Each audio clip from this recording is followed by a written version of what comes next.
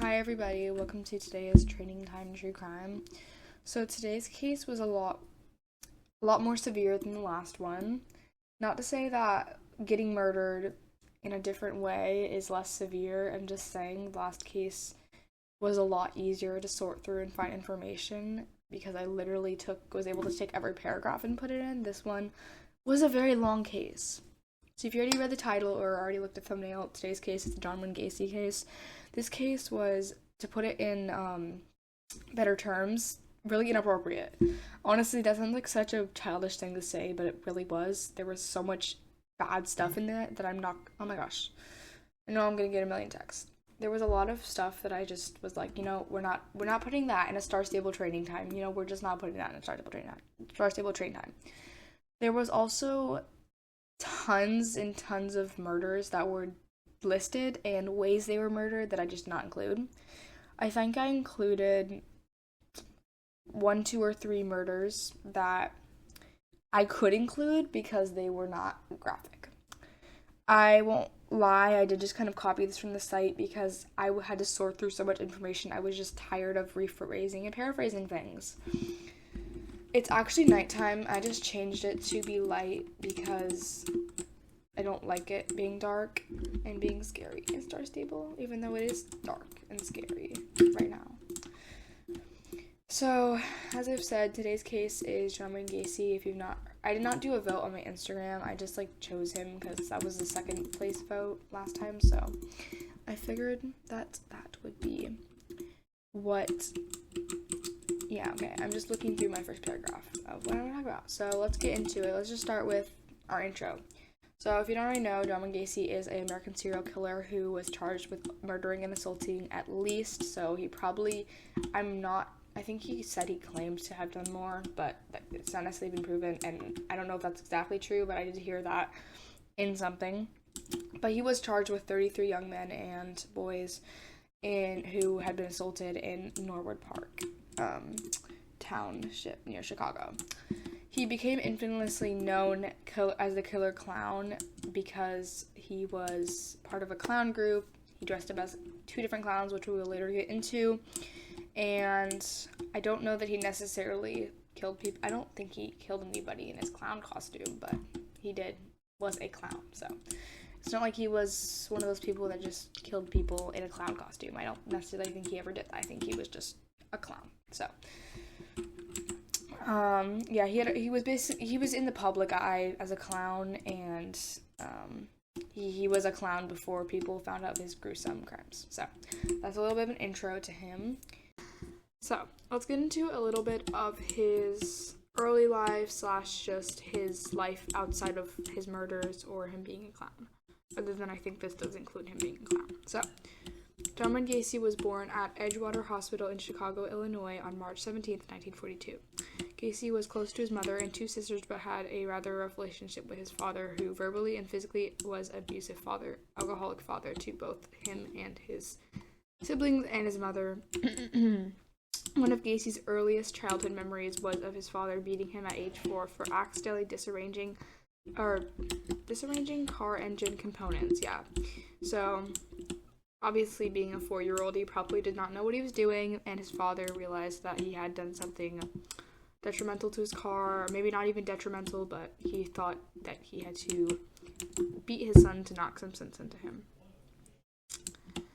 Gacy would get married eventually at age 22 and would go on to have 2 children, which would be a daughter and a son. I did leave out their names because I just not going to mention them. Okay, let's get into a little bit of his crimes, etc., etc. Him becoming a clown. Okay, in August of 1967, Gacy would go on to assault a 15-year-old boy. I believe later the son or the boy would come out to tell his father, and Gacy would come to, I think, either pay him or something of the such like that to get his father to not tell the police, which I don't have follow-up on that. I tried to kind of just leave it that way because it is probably darker than that. Well, it is darker than that, and I don't think that needs to be told on a Star Stable video. Through Gacy's membership at a local club, he would become aware of the Jolly Jokers Club, where he would join and become, oh my gosh, I literally am not even looking at my paper and I'm still failing. Basically, he would become aware of this Jolly Jokers Club, and that's where he would join and become a clown. He would begin dressing up as a clown, and with his two clown personalities, Pogo the Clown and Patches the Clown. Pogo was more serious, while Patches was the more happy and, I don't know, what's the word? Happy and colorful, I guess? Not colorful as in, like, literally it was more colorful, I just mean the personality. Okay, so Gacy murdered at least 33 young men and boys, 26 of whom he buried in the crawl space of his house. His victims included people he knew and random individuals lured from Chicago's Greyhound bus station, Bughouse Square, or off the streets with the promise of a job.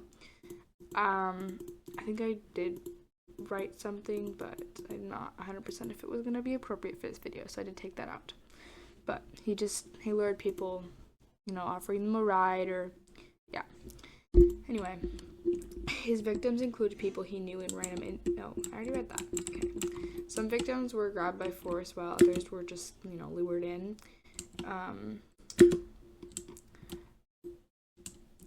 Or he would cone them into believing that Gacy, who often carried a sheriff's badge and spotlights on his black Oldsmobile, was a policeman. Gacy's first known murder occurred in October 3rd, 1972.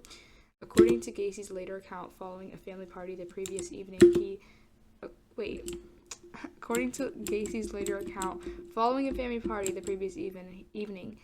he drove to the Civic Center in the Loop the early morning at the display of ice sculptures. He lured a 16-year-old Timothy Jack McCoy from Chicago's Greyhound bus terminal into his car.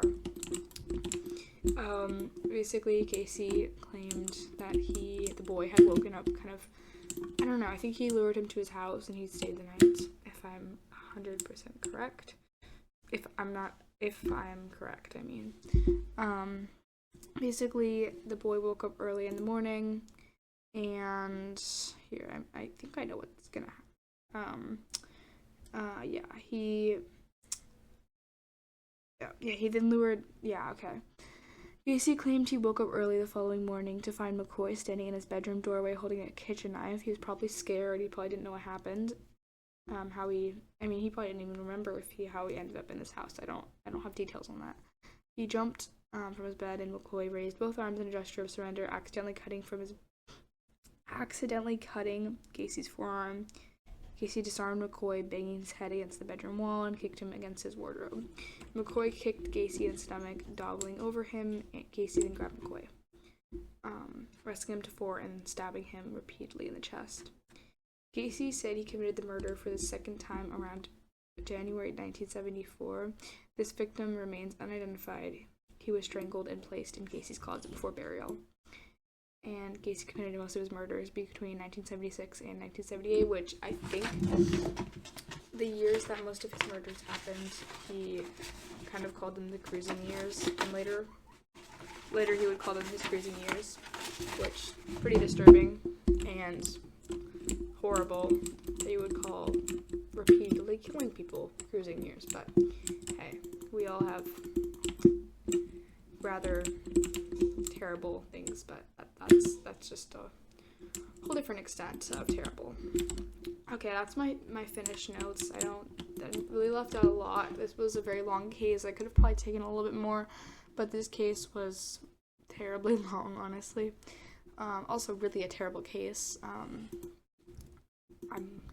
gonna say definitely he got the death penalty. I don't even know. I didn't research past that.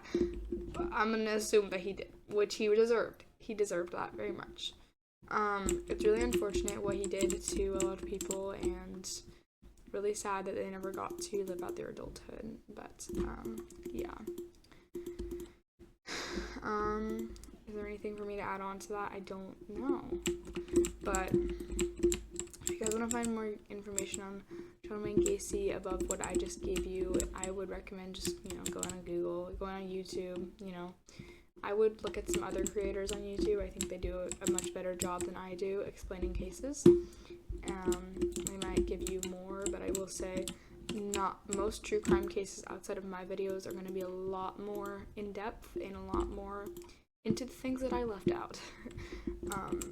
Not all of them, but I would say most of them aren't going to just blatantly leave it out like I did, because this is Star Stable. This is not, okay, I don't even care. I don't even care about hating those. This is Star Stable, not, this is the Fairy Tale Land game, not horror game. So I will, just, say that.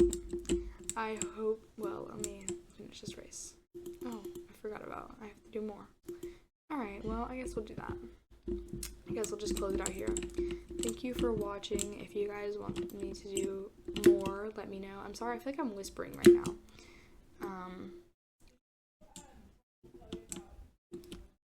I hope you guys enjoyed today's video, and if you guys want to recommend a case, you guys can always do that on whatever. So, thank you for watching. Love you guys. Bye.